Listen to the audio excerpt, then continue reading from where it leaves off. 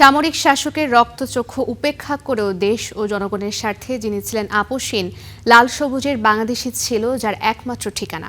তিনি বিএনপি প্রয়াত চেয়ারপারসন ও সাবেক প্রধানমন্ত্রী বেগম খালেদা জিয়া।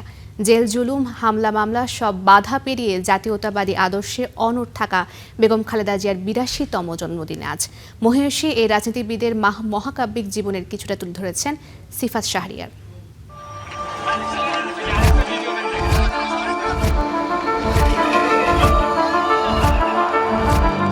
দেশের স্বাধীনতা ও সার্বভৌমত্বের প্রশ্নে আপোষহীন এক রাজনীতিবিদ বেগম খালেদা জিয়া। রাজপথে মিছিলে কখনো নত হয়নি যার চোখের দৃষ্টি। শাসকের রক্তচক্ষুকে উপেক্ষা করে জনগণের স্বার্থে যিনি ছিলেন অকুতোভয়ী এক যোদ্ধা। বিদেশ নয় মাতৃভূমি যার জীবনের শেষ ও একমাত্র ঠিকানা, তিনি খালেদা জিয়া। দেশ, এই দেশের মাটি মানুষই আমার সবকিছু, কাজে আমি দেশের বাইরে যাব। গৃহিণী থেকে রাজনীতির মঞ্চে বেগম জিয়ার উত্থান যেমনি মহাকাব্যিক ঠিক তেমনি অনুপ্রেরণাদায়ক। এই দেশেই আমার জন্মস্থান। তবে তার রাজনীতির শুরুটা ছিল আকস্মিক ও বেদনা ভরা। শহীদ প্রেসিডেন্ট জিয়াউর রহমানের নির্মম হত্যার পর জাতীয়তাবাদী রাজনীতির হাল ধরেন বেগম খালেদা জিয়া। ১৯৮১-তে প্রাথমিক সদস্যপদ নেয়ার মধ্য দিয়ে জাতীয়তাবাদী দলের রাজনীতির সঙ্গে যুক্ত হলেও ১৯৮৪-তে দলীয় চেয়ারপারসন হিসেবে দায়িত্ব গ্রহণ করেন তিনি। তরুণ বয়সে স্বামীহারা গৃহিণী খালেদা তখন হয়ে ওঠেন দলের কাণ্ডারি।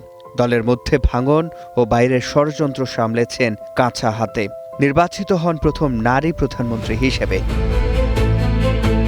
৮৬ নির্বাচনে সবাই যখন সামরিক শাসকের সঙ্গে আতাত করতে নির্বাচনে যায়, তখনও দেশ ও জনগণের প্রশ্নে সেই নির্বাচনে না যাওয়ার সিদ্ধান্তে অটল থাকেন খালেদা জিয়া।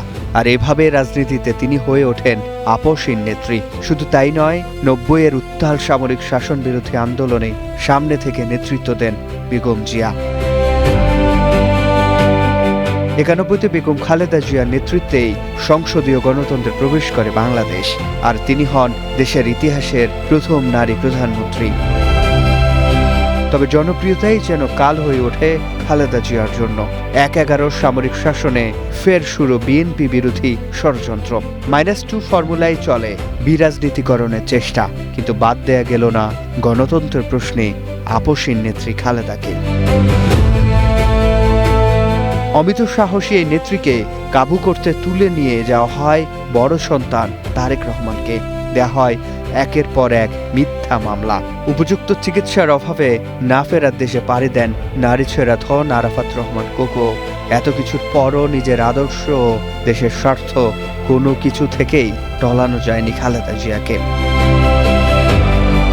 তবে গণতন্ত্র জনগণের স্বার্থে কখনো কখনো আলোচনার টেবিলেও বসতে হয়েছে খালেদা জিয়াকে, কারণ রাজনীতি তার কাছে ছিল সংঘাতের নয়, জনগণের অধিকার আদায়ের।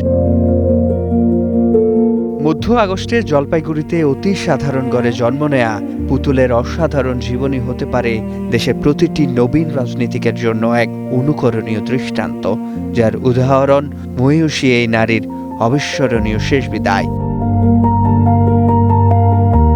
তবে জীবনের ওপারে গিয়েও এখনো তিনি জীবিত মিছিলে, স্লোগানে ও আলোচনার টেবিলে। গণতন্ত্রকামী মানুষের শক্তি ও সাহস হয়ে দেশের রাজনীতিতে খালেদা জিয়া টিকে থাকবেন যুগ থেকে যুগান্তরে। সিফাত শাহরিয়ার, স্টার নিউজ, ঢাকা।